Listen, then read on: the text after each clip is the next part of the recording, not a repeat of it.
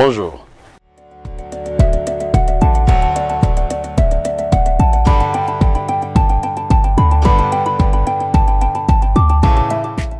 Merci pour l'opportunité que vous m'offrez à m'étaler sur ces différents sujets, ces différents chapitres. Son Excellence Julie Kalenga, c'est une dame qui a beaucoup d'ambition. C'est une dame qui a... J'ai travaillé avec elle, je l'ai observé travailler à ses côtés. J'étais à côté d'une dame qui a beaucoup de volonté. Beaucoup de volonté et surtout qui a de l'amour envers sa population et qui a pris conscience des défis qui sont les siens, malgré la faiblesse des moyens, malgré l'absence des moyens. Avec les petits moments où elle a eu la direction de la province, j'ai vu qu'à partir de rien, elle a su prendre, dénicher et créer des opportunités, des moyens pour faire quelque chose. Ici, je cite effectivement le cas de l'école Mobutu, dont les enfants ne pouvaient plus étudier. L'école n'était pas seulement délabrée, mais l'école était totalement délabrée. C'est une école qui n'existait plus. Mais avec un minimum de volonté, avec beaucoup d'amour, elle a su réhabiliter cette école-là. Là, je donne des exemples comme ça. La deuxième chose, c'est effectivement, je sais que c'est le deuxième sujet de notre discussion, c'est Bipemba. Mais au-delà de la faiblesse des moyens alloués pour les indemnisations de nos compatriotes de Bipemba, l'initiative de trouver un site de rechange pour nos compatriotes. Je ne cite que ces deux-là, c'est l'expression d'un grand amour pour ses concitoyens. Voilà ce que je retiens d'elle. J'ai vu une femme, j'ai observé une femme acharnée qui manquait le sommeil pour donner des solutions aux problèmes de ses concitoyens. C'est vrai, je pense que si elle avait suffisamment de temps pour travailler, ou si elle était suffisamment assistée, c'est une femme qui est capable de miracles.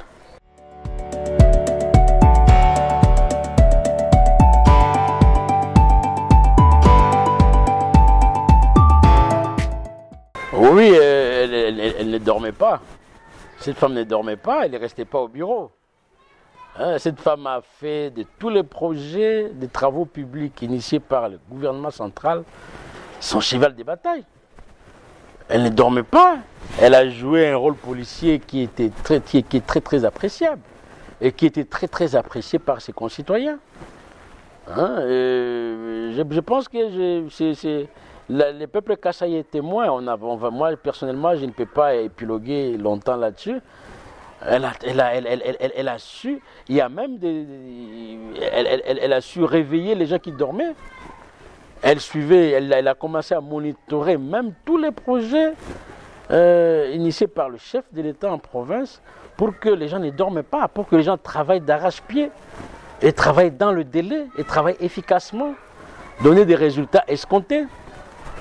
Je pense que c'est ce qu'il faut pour le Kasaï. On a besoin d'un leadership avec beaucoup d'affection, un leadership attentionné, un leadership sensible et surtout un leadership honnête au niveau du Kasaï.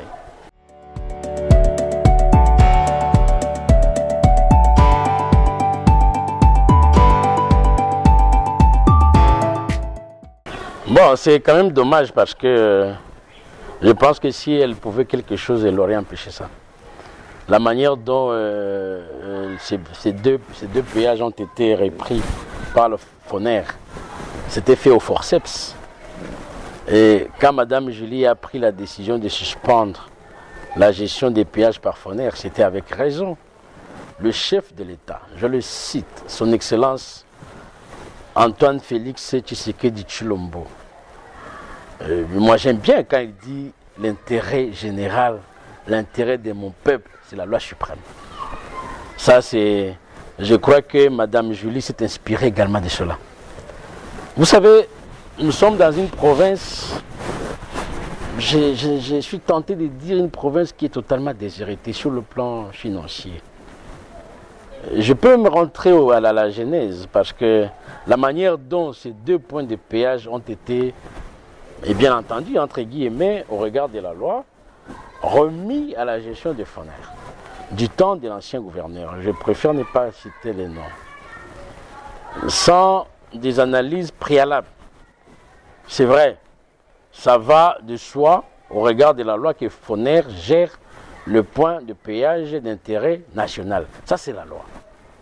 Mais, nous l'avions dit, je crois que j'ai eu à faire une prestation à la radio Top Congo en son temps. Personne ne peut agir en électron libre. Même pas Foner. Foner, quoique responsable des points de péage d'intérêt national au niveau de toutes les provinces de la République, en l'occurrence le Kasaï oriental, doit rendre compte. C'était ça la démarche de son Excellence Julie Kalenga. Elle ne pouvait pas comprendre que Foner ait repris ces 2 points de péage depuis presque 2 ans et que ces points de péage soient restés à l'État. Vous savez, ces 2 points de péage contribuent. Aujourd'hui, que ces 2 points de péage sont repris, la province est amputée de plus ou moins 30% de ses recettes. Notre province de Kasaï oriental, c'est une province qui connaît pas mal des problèmes de mobilisation des recettes parce qu'en réalité, tout s'est fait mécaniquement. Les choses ne sont pas suffisamment organisées. Les finances publiques ne sont pas numérisées.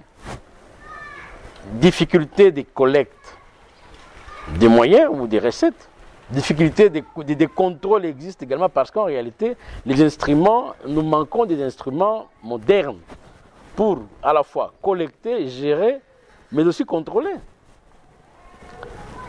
Madame Julie Kalenga, en prenant cette décision conservatoire, elle n'avait pas dit que la province reprenait définitivement ces 2 points de péage. Les mesures étaient conservatoire. Elle voulait voir clair en vertu de la loi qui lui confère également le titre ou la qualité de représentant légal du chef de l'État. Elle voulait voir clair dans la gestion de Foner quant à la collecte de fonds au niveau de ces 2 points de péage.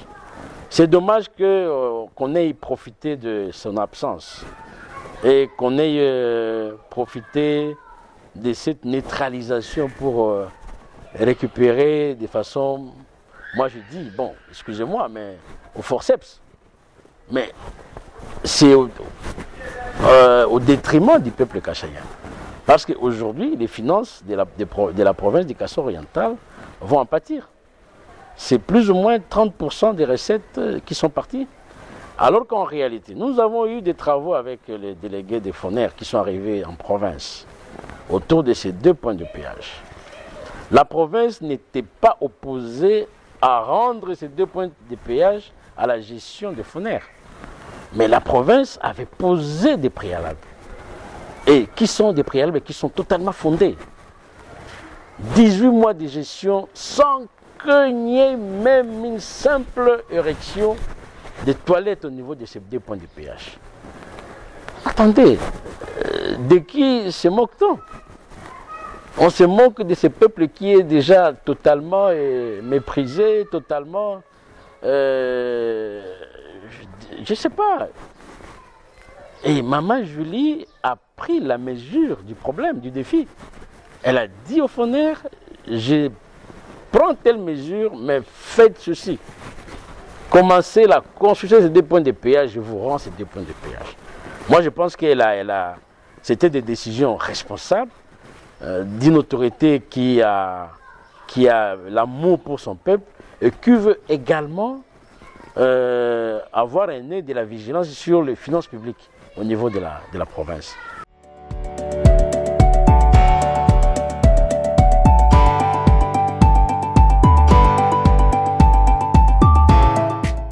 Bipimba, c'est un dossier qui fait couler beaucoup d'encre et de salive jusqu'à maintenant. Nous avons eu l'honneur avec la bénédiction de l'autorité provinciale, en l'occurrence son Excellence Julie Kalenga. Bien évidemment, de piloter le process d'indemnisation. Et nous ne l'avions pas mené seul, nous avons mené ces opérations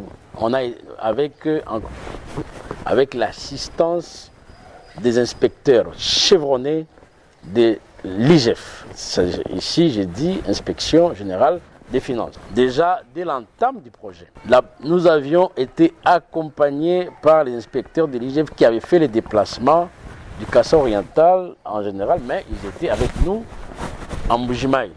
Avec l'IGF, on a mis en place tous les process d'indemnisation.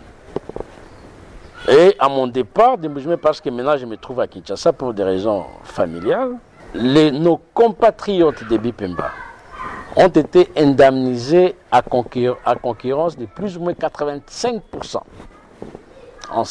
Je vous dis que ces indemnisations ont été accompagnées par lui. On a indemnisé jusqu'à 85% des gens ou de nos compatriotes qui vont, dans les jours qui viennent, être dépossédés de leurs propriétés. Il restait plus ou moins 15% de nos compatriotes. Mais malheureusement, cette activité a connu beaucoup de couacs. Déjà depuis un moment, on a eu de gros soucis. Parce qu'il faut dire que dans cette activité, il y a des maillons, enfin c'est une chaîne, telle que les choses étaient organisées par son Excellence Madame la Gouverneure Julie Kalenga. Nous avons joué notre partition. Mais il s'est trouvé que dans l'exercice de nos fonctions, dans l'exercice des prérogatives qui étaient les nôtres, on était souvent heurté à une espèce de blocage.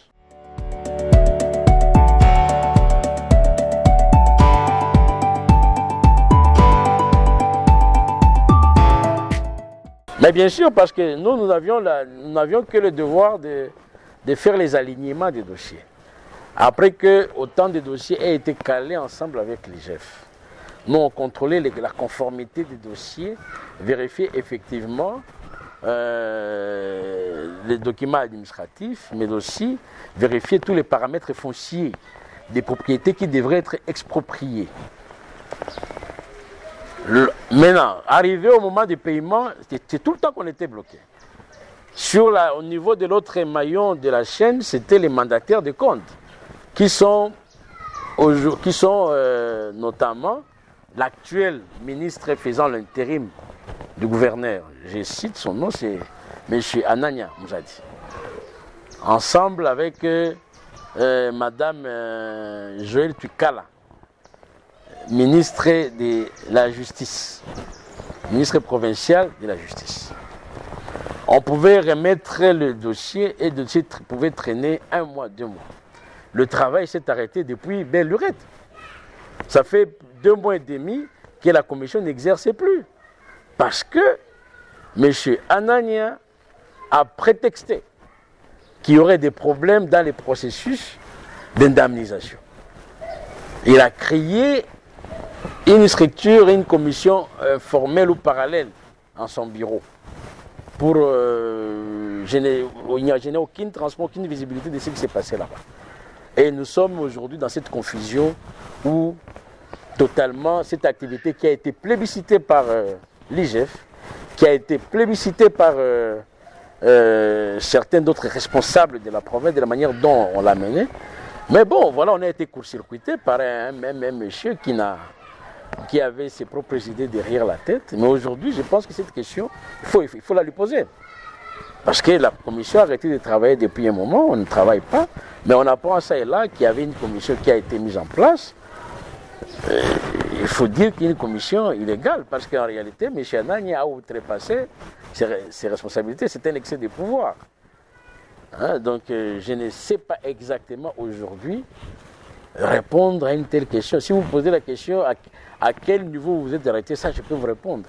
Mais où est-ce qu'on en est aujourd'hui, je ne sais pas donner des réponses. Mais bien sûr, parce que avec la commission dont j'ai eu l'honneur de diriger des opérations, nous avons indemnisé jusqu'à plus ou moins 85% de nos compatriotes. Vous savez, quand on a fait les recensements et quand on a fait l'évaluation immobilière de toutes les parcelles se trouvant au niveau du quartier La Plaine de la commune de Bipemba, nous avions eu conscience que le budget alloué ne représentait que par rapport à l'expertise faite par les experts immobiliers, ne représentait que 25%.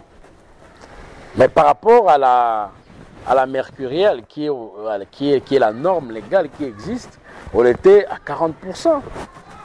C'est une stratégie qui n'est pas venue de quelque part. Elle a pris l'initiative de juxtaposer à l'indemnisation le site qu'elle avait trouvé en termes de rechange, au-delà de l'argent, des indemnités que nous offrions ou que nous offrons à nos compatriotes de Bipemba, notamment les sites de Benantumba. Au-delà des indemnités que nous allouons à nos compatriotes, Madame a jugé bon, pour soulager leur peine, de donner à chacune des perdants du quartier La Plaine de la commune de Bipemba un nouveau terrain dans le site de Benantumba. Nous avons indemnisé jusqu'à 85%. Et sans préjudice des chiffres, je crois qu'on était à un peu moins d'1,8 million en termes de budget alloué pour les indemnités. Et depuis ce jour, je ne sais pas exactement qu'est-ce qui s'est passé par après.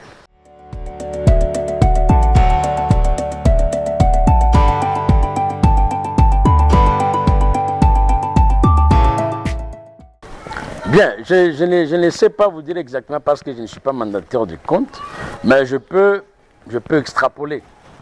Je sais que le gouvernement central a alloué 3 millions de dollars dans cette opération d'indemnisation.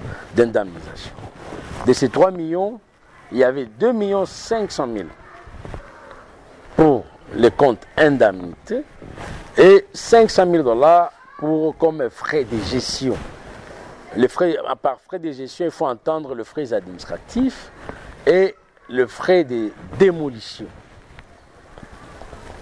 Par rapport à l'indemnisation, c'est comme ça que je vous dis, à mon départ, les dernières listes que moi j'ai disponibilisées, qui ont été signées et payées, nous sommes pratiquement à plus ou moins 1,8 million qui ont été payés à nos compatriotes de Bipemba. Et aujourd'hui, les soldes du compte indemnité, je ne parle pas du compte gestion, frais administratifs et démolition, je parle de 2 500 000. Donc ça veut dire aujourd'hui, le solde pour le compte indemnité doit être plus ou moins 700 000 dollars. Qui doivent encore se trouver en compte pour les cas résiduels qui ne sont pas encore traités.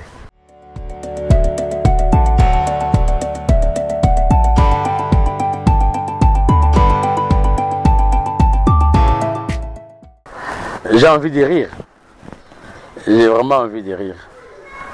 Autant perdre une parcelle, une maison, fait vraiment beaucoup de mal, autant je partage la peine de nos compatriotes de Bipemba qui sont aujourd'hui forcés, obligés de déménager de leur milieu naturel pour un autre endroit à cause de l'utilité publique.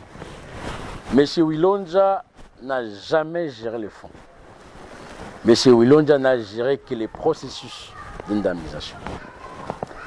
Je pense que il y a eu, tous ces détracteurs ont procédé par, je pense que c'est la diabolisation, le chantage.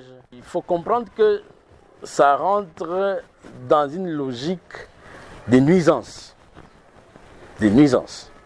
M. Wilonja ne gère pas les fonds. S'il y a eu des détournements, il faut poser la question à ceux qui gèrent les comptes. Ici, en l'occurrence M. Anania et Mme Tukala. Parce que c'est les deux qui ont la signature de ces comptes. M. Wilonja, avec sa commission, l'indemnisation, contentieux et tout le reste, n'ont géré que le processus d'indemnisation. Pas plus. Nous ne gérons pas les fonds. Et d'ailleurs, à ce jour, la commission que j'ai eu l'honneur de diriger réclame points hors d'émission qui ne sont pas payés. Je n'ai pas fui la province, je suis parti de la province, je suis sorti normalement, régulièrement. J'ai été porteur d'une autorisation de sortie, dûment signée par l'autorité provinciale. Pourquoi je fuirais? Même si on dit je fuis, je suis à Kinshasa, c'est le Congo. S'il y a eu des problèmes, je n'ai pas vu quelqu'un formuler une plainte à moi, à part les rumeurs qui sont déjà, qui rentrent, qui relèvent des laboratoires, des gens qui veulent effectivement nuire à notre personnalité, à notre honneur. C'est une atteinte à l'honneur, à la réputation. Et si quelqu'un pense qu'il porte plainte, non, M. Wilonja n'a pas fui, je suis encore un conseiller en fonction.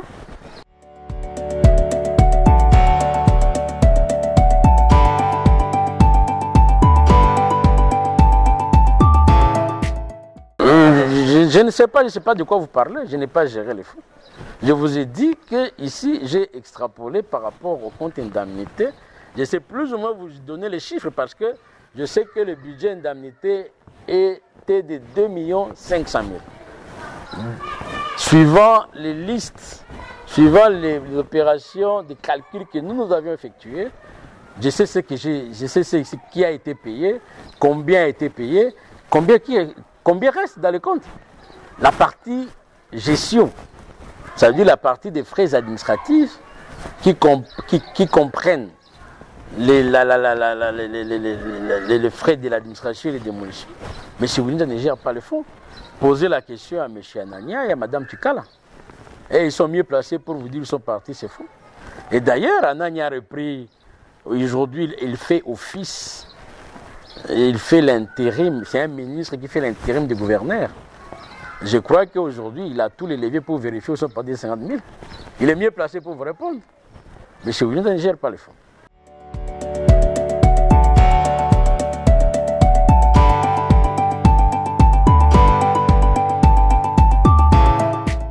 Ce projet est saboté par des gens qui ont mis en place un esprit de blocage, c'est-à-dire depuis le début, depuis le début, même quand l'IGF était là, on pouvait, parce que vous savez, c'est un processus. Les activités s'enchevêtrent. Si vous n'indemnisez pas, on ne peut pas passer à l'étape supérieure. Mais je vous dis aujourd'hui, depuis que je suis parti de là, ça fait 2 mois et demi. Les gens ne sont pas payés. Alors qu'on avait prévu initialement que ce travail qu'on avait commencé depuis le mois d'octobre de l'année passée. Ce travail devrait prendre fin au plus tard au mois de décembre. Mais quand on traîne avec les listes de paye, 1 mois, 2 mois, 3 mois, on ne paye pas. On prétexte qu'il y a des tournements. Et après, finalement, aussi, on n'attrape aucun voleur. On ne voit pas là où on a détourné. C'est clair que ceux qui gèrent le compte, c'est eux qui ont bloqué les projets du chef de l'État. Aujourd'hui, j'apprends, je suis à Kinshasa. On a prétexté qu'il y ait des tournements. Mais là, depuis qu'on a été investi comme étant ministre faisant l'intérim du gouverneur, on n'en parle plus. J'apprends que monsieur a même mis en place une autre commission parallèle.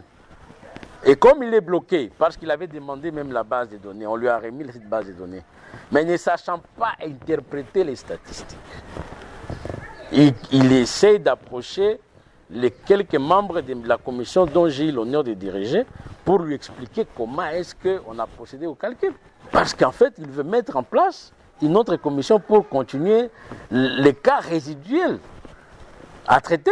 Moi, je pense qu'on ne peut pas être une grande autorité lorsqu'on met les sentiments, on met les émotions, on met la jalousie, la haine en avant-plan. C'est très dangereux. Les affaires d'État ne se gèrent pas avec sentiment.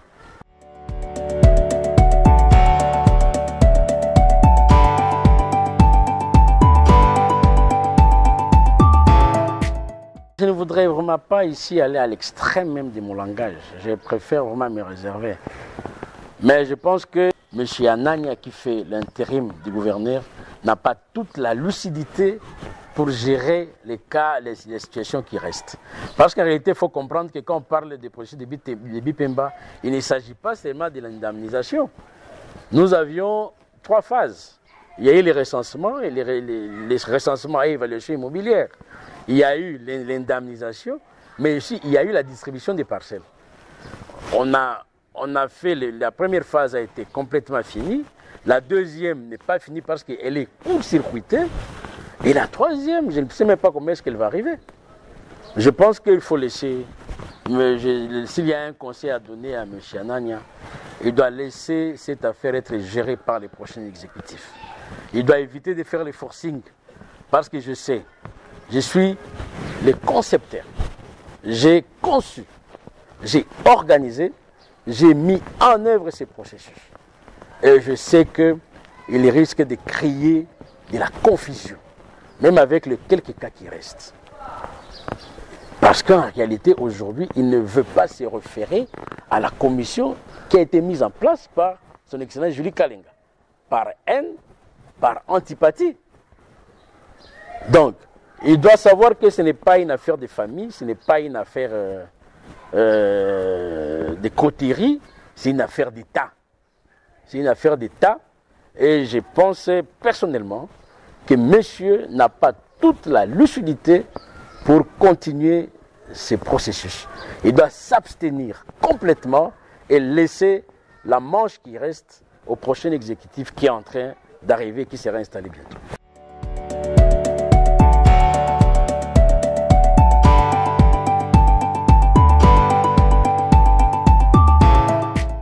Je suis congolais, j'ai une expérience et un parcours derrière moi, j'ai une formation qui est totalement avérée. Déjà, je m'étais disponibilisé pour le Kasaï, qui est ma seconde province. Moi, je vais vous le dire, moi je suis d'ici de Kivu, mais j'ai trouvé le Kasaï oriental comme étant ma seconde province. Et de vous à moi, j'aime pas trop les gens qui cherchent à fouiller sur les origines des gens. Même le chef de l'État était un peu souvent gêné lorsqu'on doit parler des origines. Nous sommes tous Congolais. Et le chef de l'État avait même préconisé qu'on enlève la partie originaire d'où. Je crois que c'était avec raison. Pour éviter cette espèce de gens qui glissent souvent dans les... qui glissent dans le tribalisme, dans les coteries. Je suis Congolais, disponible, je peux toujours continuer à donner ma petite contribution à la province que j'ai tant chérie, que j'ai étudiée comme on étudie les cours à l'université. Je connais les Kasaï orientaux aujourd'hui un peu comme ma poche. Hein, je sais exactement sur quel levier toucher pour que les choses marchent.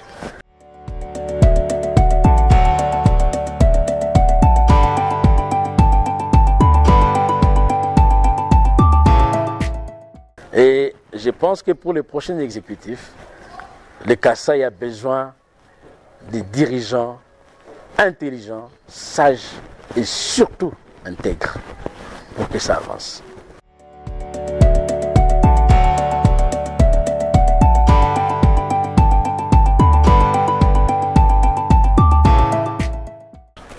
Bien, mais ça relève de sa responsabilité.